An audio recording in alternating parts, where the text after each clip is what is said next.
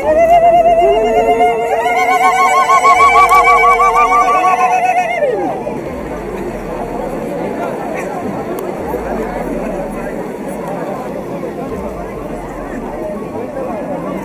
आपने कभी सुना है कि मध्य पूर्व की धरती पर एक ऐसा समुदाय जिंदा है जो खुद को सनातन का खोया हुआ वंशज कहता है और अब भगवान कार्तिकेय के नाम पर नया देश बसाने की मांग कर रहा है? आज की इस वीडियो का मकसद सिर्फ एक खबर बताना नहीं है, बल्कि उस सच्चाई को खोलना है जो अगर सच हुई तो इतिहास की दिशा बदल सकती है। सोचिए, रेगिस्तान के बीच एक प्राचीन मंदिर, दीवारों पर मोर का प्रतीक, शाम को जलते दीपक और लोग सूर्य की ओर मुख करके प्रार्थना करते हुए। ये दृश्य भारत का नहीं, इराक का है। तो सवाल उठता है, ये समानताएं संयोग हैं या दबा हुआ इतिहास? क्यों एक समुदाय जिसने दर्जनों बार नरसंहार झेला फिर भी अपनी आस्था नहीं छोड़ी? क्यों वे कहते हैं कि हम सनातन की संतान हैं? और सबसे बड़ा सवाल, क्या सच में कार्तिकेयस्तान नाम का एक नया हिंदू राष्ट्र दुनिया के नक्शे पर उभर सकता है? रुकिए, क्योंकि आगे जो आप सुनने वाले हैं वो सिर्फ भावनात्मक कहानी नहीं, बल्कि अंतरराष्ट्रीय राजनीति, धर्म और पहचान की टकराहट का विस्फोट है। अगर आप इस वीडियो को बीच में छोड़ देंगे तो शायद उस कड़ी को मिस कर देंगे जो भारत, इराक और सनातन को एक अदृश्य धागे में जोड़ती है। आज हम परत दर परत खोलेंगे इतिहास, नरसंहार और उस मांग की असली वजह जिसने दुनिया को चौंका दिया है। सवाल सिर्फ उनका नहीं है, सवाल है, क्या हम इस पुकार को सुनने के लिए तैयार हैं? चलिए, एक बात जल्दी से बताइए, ये वीडियो आपको खुद से ढूंढकर मिला या YouTube ने आपके स्क्रीन पर सजेस्ट किया और आपने क्लिक कर दिया? क्योंकि हमें भी समझना है कि YouTube हमारी आवाज आप तक कैसे पहुंचा रहा है। और अगर आप सच में एक जागरूक और देशभक्त हिंदू हैं तो फैक्ट मंत्रा चैनल को अभी सब्सक्राइब करें, वीडियो को लाइक जरूर करें और अपने दोस्तों के साथ शेयर करना मत भूलिए। चलिए, अब बिना देरी के बढ़ते हैं आगे वीडियो की सबसे जरूरी बात की ओर। कौन है यजीदी जो कार्तिकेयस्तान की मांग कर रहे हैं? क्यों ये इराक के निवासी होने के बाद भी खुद को सनातन का वारिस बताते हैं? क्यों यजीदी 74 बार नरसंहार झेलने के बाद सनातन को छोड़ने के लिए राजी नहीं है? क्यों इन्हें इस्लाम कबूल करना मंजूर नहीं? कौन है मिर्जा इस्माइल और इन्होंने भारत से क्या गुहार लगाई है? चलिए जानने की कोशिश करते हैं, लेकिन वीडियो में आगे बढ़ें उससे पहले वीडियो को लाइक और चैनल को सब्सक्राइब कर लीजिए। यजीदी, ये नाम आज सोशल मीडिया से लेकर बड़े बड़े न्यूज चैनलों तक पर सुनने को मिल जाता है।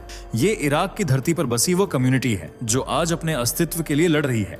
यूनाइटेड किंगडम से लेकर भारत की चौखट तक मदद की भीख मांग रही है। छोटे छोटे बच्चे अपने परिवार को बचाने के लिए हाथ में हथियार लिए हुए हैं, लेकिन कट्टरपंथियों के सामने झुकने के लिए तैयार नहीं है। उनकी जिद है कि चाहे कुछ भी हो जाए, वे अपनी धार्मिक जड़ों से कभी अलग नहीं होंगे और न ही किसी भी कीमत पर इस्लाम कबूल करेंगे, फिर चाहे उन्हें अपने प्राणों का बलिदान ही क्यों ना देना पड़े।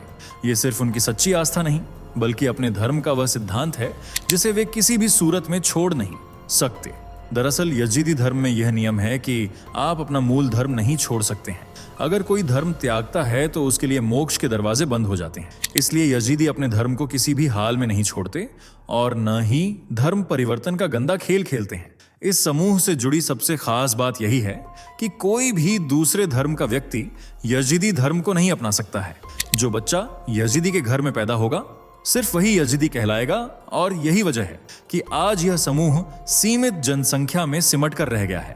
यजीदी धर्म में कई ऐसे नियम, रीति रिवाज और धार्मिक सिद्धांत हैं जो इन्हें हिंदू धर्म से जोड़ते हैं। जैसे यजीदी हिंदुओं की तरह ही पुनर्जन्म और मोक्ष पर यकीन रखते हैं। हिंदुओं की तरह उनका भी मानना है कि आत्मा अमर होती है, बस शरीर बदलता रहता है। वैसे तो यजीदी बाइबल और कुरान दोनों पढ़ते हैं, लेकिन पारंपरिक रूप से चली आ रही इनकी पीढ़ियां दोनों धर्मों से इसे अलग बनाती हैं और सनातन के करीब लाती हैं। यजीदी धर्म सनातन की तरह ही अग्नि पूजा पर विश्वास रखता है और ये लोग मलिक ताउस की आराधना करते हैं जो मयूर फरिश्ता है।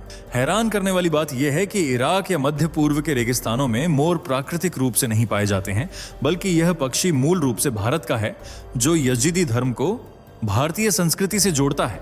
हिंदू धर्म में मोर भगवान कार्तिकेय यानी भगवान शिव के पुत्र, जिन्हें मुरुगन भी कहा जाता है, उनका वाहन है। यजीदी भी मोर को देवदूत मानते हैं और उसकी मूर्ति की पूजा करते हैं, जो दक्षिण भारत और उत्तर भारत की प्राचीन संस्कृतियों से मेल खाती है। इसी तरह यजीदी भी मोर की आराधना और उपासना करते हैं, जिसका सबूत यह तस्वीर है जो इराक में बने यजीदियों के सबसे बड़े तीर्थ स्थल लालिश मंदिर की दीवार पर लगी हुई है। 3 से 4 जो मेन प्रमुख सिंबल हैं उनमें एक तो सूर्य देवता का आकृति है जो हर जगह इस तरह से दीवार पे देखने को मिलेगा, और इसी के साथ मोर यानी मयूर देवता भी आप बोल सकते हो, जो कि आपको हर जगह इनके इस पूरे मंदिर एरिया में दीवालों पे मंदिर के मेन हिस्सों में आपको देखने को मिलेगा।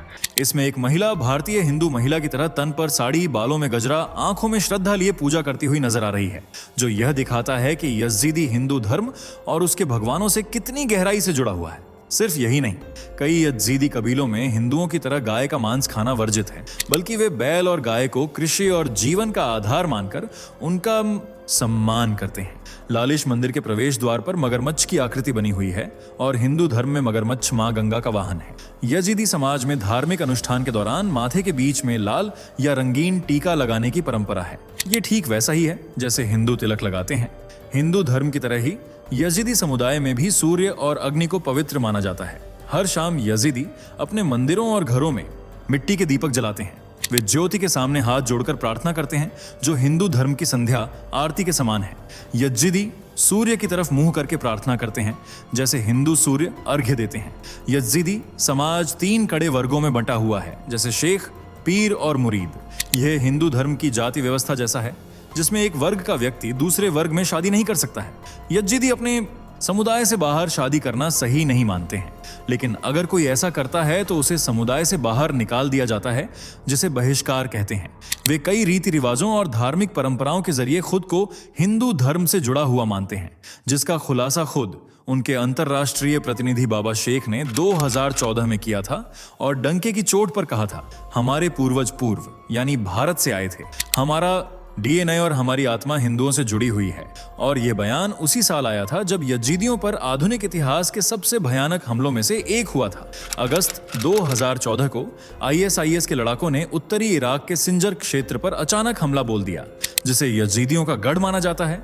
वहां तैनात सेना पहले ही पीछे हट गई, जिससे यजीदी निहत थे और असुरक्षित रह गए।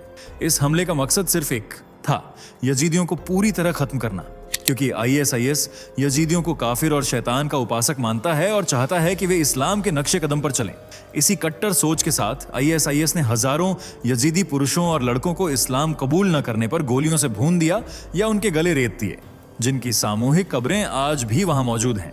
लगभग 60,000 से ज्यादा महिलाओं और लड़कियों को अगवा किया गया और बाद में लूट के माल के रूप में नीलाम कर दिया, जबकि कुछ को सीरिया और इराक के बाजारों में सेक्स स्लेव के तौर पर बेचा गया। जान बचाने के लिए हजारों यजीदी सिंजर पर्वत की तरफ भागे और आईएसआईएस ने पहाड़ों को घेर लिया, जिससे हजारों लोग भोजन और पानी की कमी से तपती गर्मी में तड़प तड़प कर मर गए।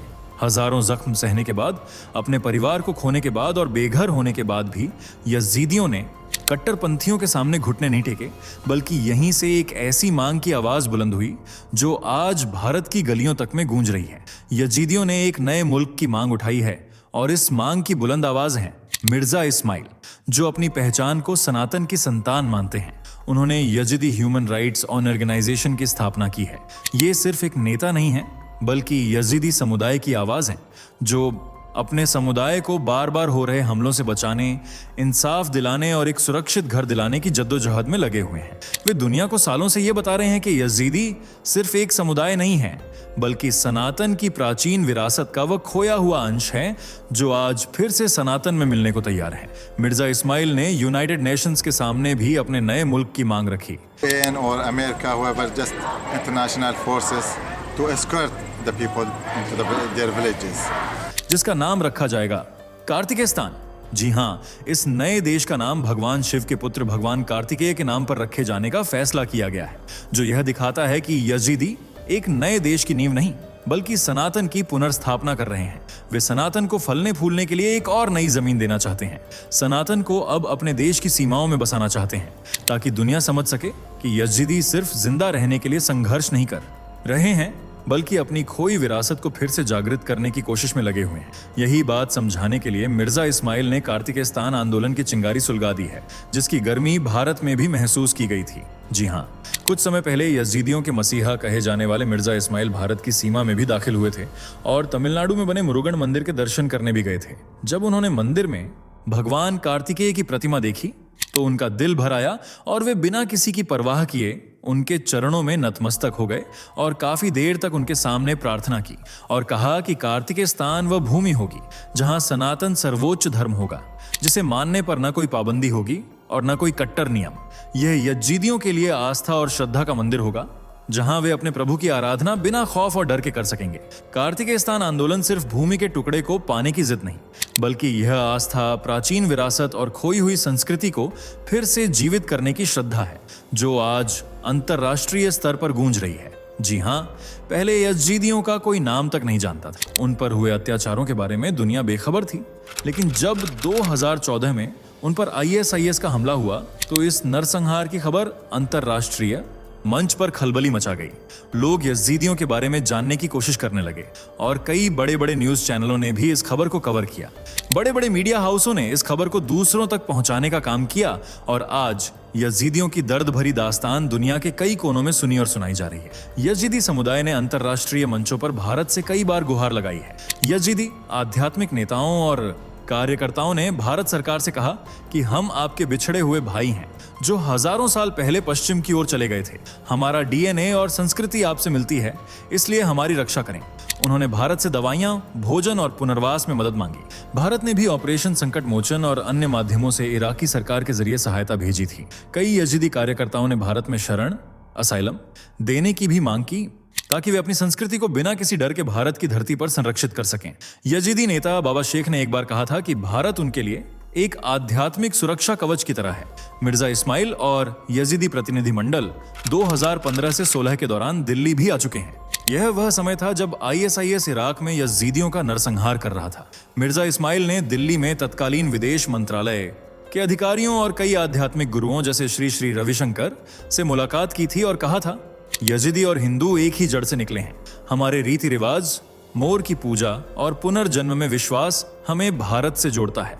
साथ ही भारत सरकार से गुजारिश की कि जो यजीदी इराक में मर रहे हैं उन्हें भारत में शरण दी जाए, क्योंकि भारत हमारा आध्यात्मिक घर है। साथ ही उन्होंने इस बात पर भी जोर दिया कि अगर यजीदी इसी तरह नरसंहार की वजह से पूरी तरह से खत्म हो गए तो दुनिया से एक ऐसी संस्कृति खत्म हो जाएगी जो सीधे तौर पर प्राचीन वैदिक संस्कृति से जुड़ी है। यजीदियों की मांग है कि उनके लिए इराक में एक सेफ जोन बनाया जाए जिसका नाम कार्तिकेय स्थान हो। जब यह मुद्दा यूनाइटेड नेशंस में उठा तो UN ने ISIS की कड़ी आलोचना की। साथ ही इराक सरकार और कुर्दिस्तान सरकार के बीच 2020 के सिंजर समझौते को लागू करने पर जोर दिया है। इस समझौते का मकसद सिंजर में एक स्वतंत्र प्रशासन बनाना, विदेशी मिलिशिया को बाहर निकालना और स्थानीय यजीदियों को सुरक्षा और शासन में भागीदारी देना है। UN लगातार इराक पर दबाव बना रहा है कि इस समझौते को कागजों से हटाकर जमीन पर उतारा जाए ताकि यजीदी अपने घर लौट सकें। जबकि संयुक्त राष्ट्र की एजेंसियां जैसे IOM और UN वुमेन सिंजर में शांति बहाली, मानसिक स्वास्थ्य सेवाएं और बुनियादी ढांचे जैसे स्कूल और क्लिनिक के पुनर्निर्माण के लिए फंड भेज रही हैं। जबकि भारत भी यजीदियों की आर्थिक और मानवीय रूप से मदद दे रहा है, लेकिन सीधे इराक के खिलाफ खड़ा होना मुमकिन नहीं है क्योंकि इससे मिडिल ईस्ट के देशों के साथ भारत के रिश्ते खराब हो सकते हैं। इसलिए भारत इराक में अपनी सेना नहीं भेज रहा, सिर्फ मानवीय मदद कर रहा है। जबकि यजीदी भारत को अपनी आखिरी उम्मीद की किरण माने हुए हैं जो उन्हें कार्तिकेय स्थान दिलाने में मदद कर सकता है। वैसे आपको क्या लगता है, क्या भारत को यजीदियों की मदद करनी चाहिए या नहीं? अपनी राय कमेंट में जरूर बताएं। अगर वीडियो पसंद आई हो तो इसे लाइक और शेयर करें। साथ ही चैनल से जुड़े रहने के लिए चैनल को सब्सक्राइब करके बेल आइकन को प्रेस कर लें। धन्यवाद। दोस्तों, आपके स्क्रीन पर 2 और वीडियो दिख रही हैं, जिसे देखने के लिए आप स्क्रीन पर क्लिक करें। दोनों देखिएगा, बहुत अच्छी वीडियो बनी है।